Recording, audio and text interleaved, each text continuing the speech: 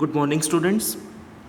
Today we will revise chapter 4 from geography textbook, agriculture. India is an agriculturally important country. Two-thirds of its population is engaged in agricultural activities. Agriculture is a primary activity which produce most of the food that we consume. जितना हम consume करते हैं वो सारा का सारा production कहाँ से होता है? एग्रीकल्चर के through, like wheat, rice. Beside food grains, it also produces raw material for various industries.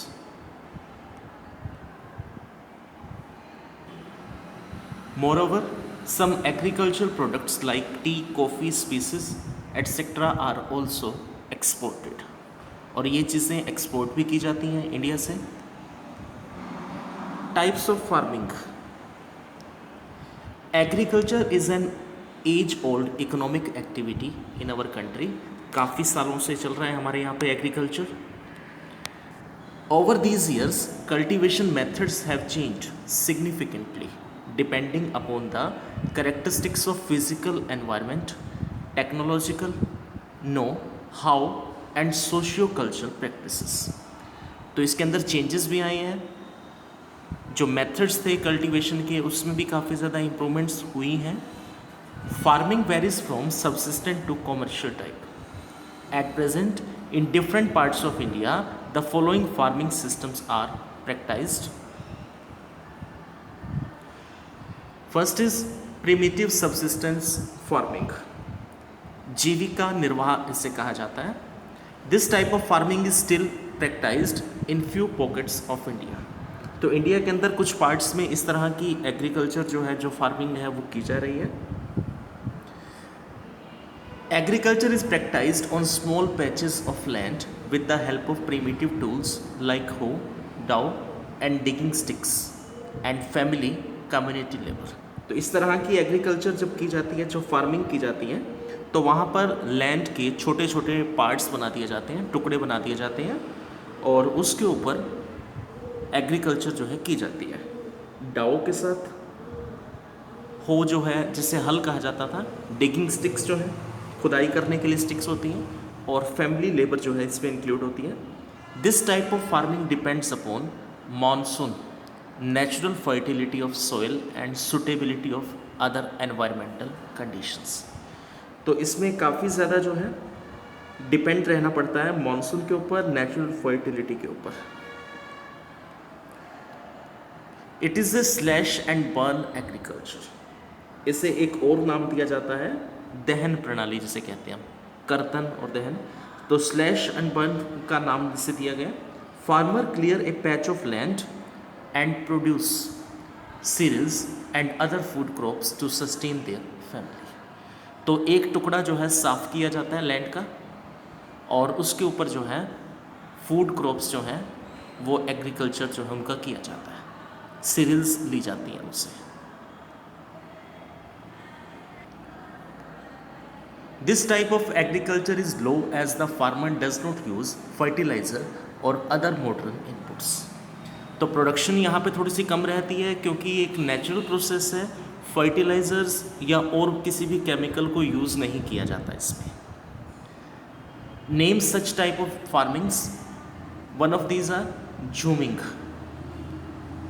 झूमिंग एक नाम है जो इस तरह की एग्रीकल्चर को दिया जाता है. नॉर्थ ईस्टर्न स्टेट्स के अंदर ये ज़्यादा होती है. आसाम, मेघालय, मिज़ोरम, नागालैंड, मणिपुर. दीपा एक नाम है जो बस्तर डिस्ट्रिक्ट के अंदर, छत्तीसगढ़ में, अंडमान निकोबार के अंदर इस एग्रीकल्चर को दिया जाता है. These are the names of jhumming technique. Jhumming farming जो थी इसके अलग अलग नाम दिए गए हैं, various names of.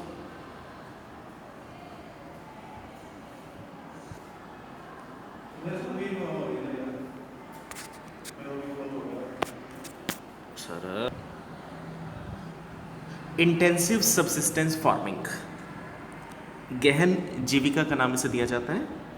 This type of farming is practised in areas of high population pressure on land. जहाँ पर पॉपुलेशन ज़्यादा है, लैंड के ऊपर ज़्यादा प्रेशर रहता है, वहाँ पर इस तरह की एग्रीकल्चर की जाती है, इस तरह की फार्मिंग की जाती है। Biochemical inputs and irrigation are used for obtaining higher production.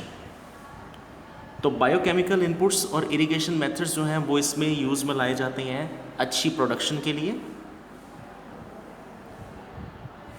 दो the right of inheritance, inheritance क्या होता है? विरासत में मिलने वाली जो लैंड होती है, जैसे बाप के बाद उसके बेटे को, बेटे के बाद उसके बच्चे को, तो वो इनहेरिटेंस है।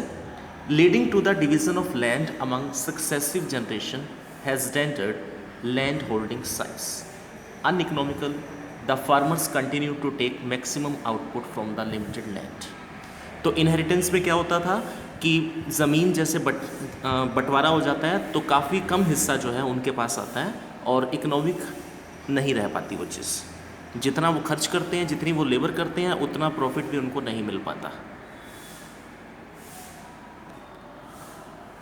Next is commercial farming. The main characteristics of this type of farming is the use of higher dose of modern inputs, high yielding variety seeds, ऐसे बीज जिनसे अच्छी पैदावार की जा सके, अच्छी प्रोडक्शंस की जा सकें, chemical fertiliser, insecticides and pesticides in order to obtain high productivity. Rice एक अच्छा एग्जाम्पल है इसका। Commercial crop in Haryana and Punjab, but in Orissa it is subsistence crop. तो राइस क्या है, हरियाणा और पंजाब के अंदर तो कॉमर्शियल यूज़ में लाया जाता है, प्रोडक्शन करते हैं, उसको सेल करते हैं, जबकि उड़ीसा के अंदर उसे सिर्फ रहने के लिए जितनी चीज़ें उनको चाहिए, जो उनकी बेसिक नीड्स हैं, वो पूरी हो पाती हैं। Plantation is also a type of commercial farming. Plantation क्या है? रोपण का नाम दिया जाता है। रोपण एग्रीकल्चर जो है, in this type of farming a single crop is grown on a large area. The plantation has an interface of agriculture and industry. तो इस तरह की प्लांटेशन में क्या होती है, कॉमर्शियल टाइप में इसको यूज़ किया जाता है। एक सिंगल क्रॉप जो है एक लार्ज एरिया के ऊपर बनाई जाती है, तैयार की जा रही है। Capital intensive inputs with the help of migrant labours.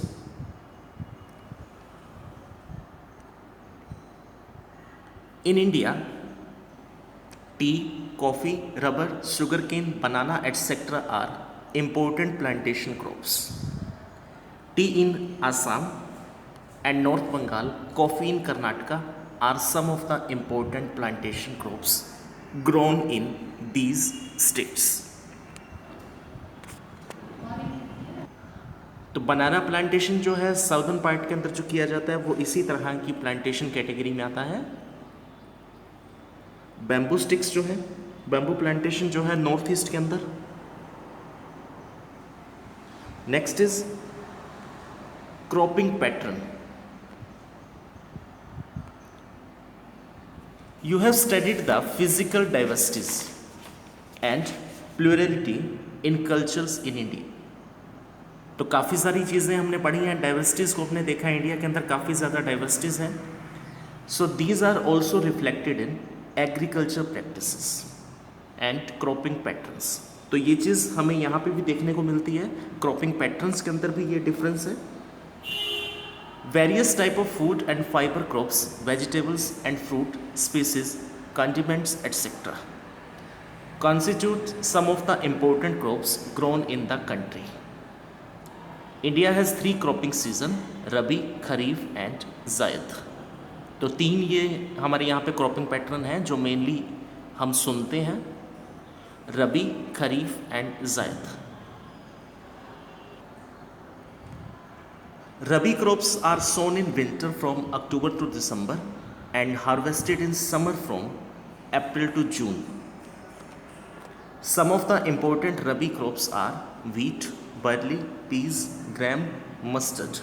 तो ये सब क्या है, रबी की टाइप्स जो इसके अंदर जो क्रॉप्स कल्टीवेशन में लाई जाती हैं। And the area main state from the north and north western parts such as Punjab, Haryana, Himachal, Jammu Kashmir, Uttarakhand and UP, Uttar प्रदेश।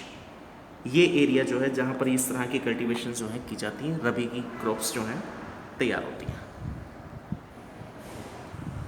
अब इसके लिए कंडीशंस क्या होती हैं?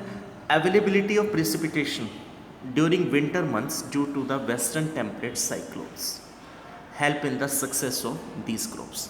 तो ये इसके लिए बेटर माना जाता है, जब बारिश वगैरह होती है तो ये इसके लिए अच्छी है ये condition. The success of green revolution in Punjab, Haryana, Rajasthan, Uttar Pradesh, तो इसकी वजह से रबी की क्रॉप्स जो हैं ग्रोथ हुई है, इसमें काफ़ी बेहतर हुई हैं। Second is kharif. Kharif crops are grown with the onset of monsoon in different parts of the country and these are harvested in September, अक्टूबर। तो सितंबर अक्टूबर में जो है शुरू होती हैं।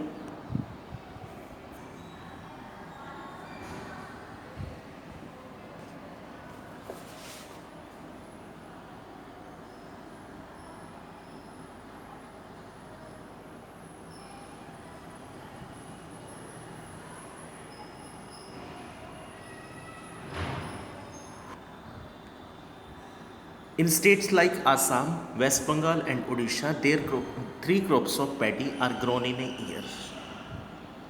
In between the Rabi and the Kharif seasons, there is a short season during the summer months known as Zayed. अभी जो तीसरा टाइप हमने पढ़ा था रबी, खरीफ और थर्ड जो था जायद, वो यहाँ पे शुरू होता है। Some of the crops produce during zaid are watermelon, muskmelon, cucumber, vegetables and fodder crops. तो ये किस में आते हैं? जायद के अंदर। Major crops in India, variety of food and non food crops are grown in different parts of the country depending upon the variation in soil, climate and cultivation. Major crops rice, wheat, millet, pulses, T.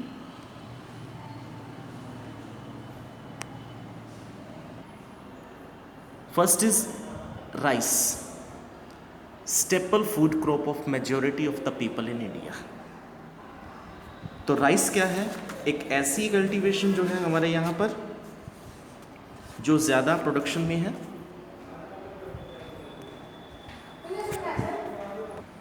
तो rice जो है काफ़ी ज़्यादा production में है, यहाँ पे काफ़ी ज़्यादा कल्टीवेशन की जाती है। Our country is the second largest producer of rice in the world after China. तो सेकंड नंबर पे आता है। खरीफ क्रॉप किस टाइप की क्रॉप है? ये खरीफ की क्रॉप है और टेम्परेचर कितना चाहिए इसमें? Above 25 degree Celsius with high humidity with annual rainfall above 100 centimetre, और इससे ज़्यादा इसको बारिश चाहिए। और जहाँ पर पानी नहीं होता, बारिश कम होती है, तो वहाँ पर इसको कैसे तैयार किया जाता है? इरिगेशन की मदद से।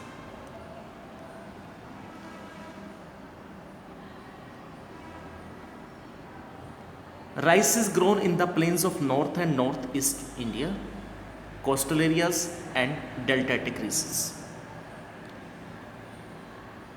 Less rainfall such as Punjab, Haryana and western Uttar Pradesh are parts of Rajasthan. तो जहाँ पर इरिगेशन और ट्यूबवेल्स की हेल्प से इस तरह की एग्रीकल्चर जो है की जा रही है। Second is wheat, second most important cereal crop. तो सेकेंड क्रॉप है ये सीरियल के अंदर, और कहाँ पे होती है ज़्यादा? North and north western part of the country. इसकी जो प्रोडक्शन है उसके लिए रिक्वायरमेंट्स क्या हैं? 50 to 75 centimetre of annual rainfall distributed over the growing season and area is Ganga Satluj plains, northwest and black soil region of the Deccan. The major wheat producing states are Punjab, Haryana, Uttar Pradesh, Madhya Pradesh, Bihar and Rajasthan. This picture of wheat cultivation. Next is millets. इसमें counts की जाती हैं मोटे अनाज जिसे कहते हैं हम, ज्वार, बाजरा, रागी। तो ये क्या है? इस तरह की मेन क्रॉप्स हैं जो इंडिया के अंदर ग्रोन होती हैं। These are known as coarse grains. They have very high nutrition value. तो न्यूट्रिशन काफ़ी ज़्यादा होता है इनमें। Ragi is very rich in iron, calcium and micro nutrients and roughage. Bajra cultivation. Bajra grows well on sandy soils and shallow black soil.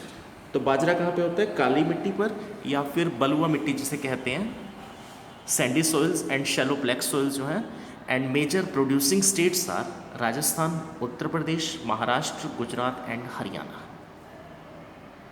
तो ये area जो इसमें ज़्यादा होती हैं।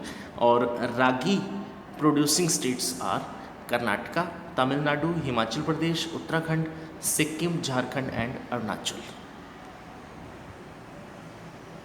Next is maize. It is a crop which is use both as food and fodder. एक ऐसी crop जिसको खाने में और चारे के अंदर दोनों चीज़ों में यूज़ में लाया जाता है। किस टाइप की क्रॉप है ये? Kharif crop. It requires temperature 21 degree to 27 degree and grows well in old alluvial soil. और कहाँ पे होती है? जलोढ़ मिट्टी के अंदर।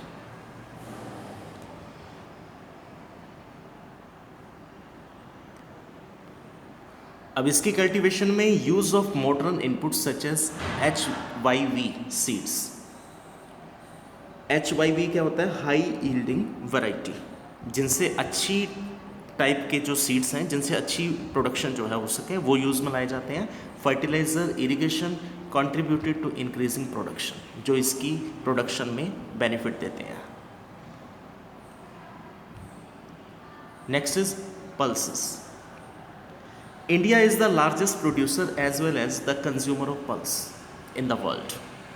Major pulses that are grown in India: tur, urad, मूंग, मसूर, पीज एंड ग्राम।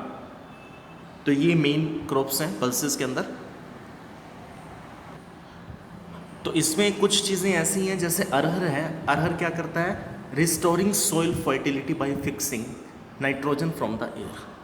जो लैंड की प्रोडक्टिविटी है उसको बनाए रखता है, फर्टिलिटी बनाए रखता है अरहर जो है। And major pulse producing states Madhya Pradesh, Rajasthan, Maharashtra, Uttar Pradesh and Karnataka. Next is food crops other than grains. Sugar cane, tropical as well as sub tropical crop, grows well in hot and humid climate with a temperature of 21 degree to 27 degree. Rainfall between 75 to 100 centimeter and irrigation is required. जब बारिश कम हो रही है तो वहाँ पे irrigation की require है।